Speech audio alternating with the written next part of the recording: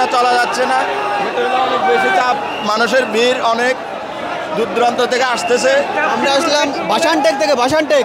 অনেকটা কষ্ট হয়েছে ভাই, অনেকটা কষ্ট, কিন্তু আমরা আলহামদুলিল্লাহ কোনো সমস্যা নেই। আমরা ইসরায়েলের খুব ভাগ্য ভালো যে আমাদের পাশের রাষ্ট্র ইসরায়েল হয় নাই, তাহলে আজকে ইসরায়েলের পতন হয়ে যেত ইনশাআল্লাহ। অনেক মানুষ, অনেক মানুষ, অনেক মানুষ। মানুষ আমরা দেখতে পাচ্ছি যে আজকে শাহবাগী আন্দোলন থাকার কারণে অনেক বেশি মানুষ কষ্ট হয়েছে বলতে এই কষ্টের মধ্যে একটা আনন্দ আছে, আসলে মানে আনন্দটা অনেক বেশি। আমাদের মুসলিম ভাই-বোনেরা মানুষের জন্য অত্যাচার করতেছে। ইসরায়েল ধ্বংস হয়ে যাক, আমাদের ধ্বংস করে দেখ।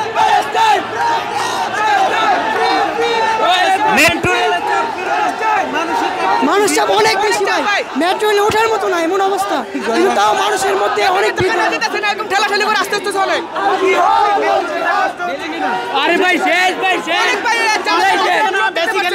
ভাই, গাজার মাসপর গাজার জন্য আসতেছে, সেজন্য কষ্ট হচ্ছে না। সবাই মাসপর গাজার জন্য আসতেছে, আলহামদুলিল্লাহ সবাই স্বতঃপ্রভাবে অংশগ্রহণ করতেছে, মেট্রো রেলে একে অপরকে সাহায্য করতেছে, সেটা অনেক ভালো লেগেছে।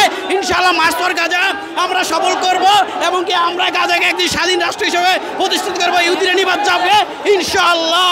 জয় ফিলিস্তিন, জয়। ফ্রি প্যালেস্টাইন, ফিলিস্তিন মুক্ত করো। হ্যাঁ, আমরা কাটছিলাম, হয়েছে। আমরা খুব সুন্দরভাবে, একটু কষ্ট তো হবেই, কিন্তু আমরা ইসলামের জন্য, ফিলিস্তিনের মাজলুম জনতার জন্য আমরা আজকের এই সমাবেশে যাব। সবাই আমাদের সমাবেশ যেন সফল হয়, সবাই দোয়া করবেন ইনশাআল্লাহ।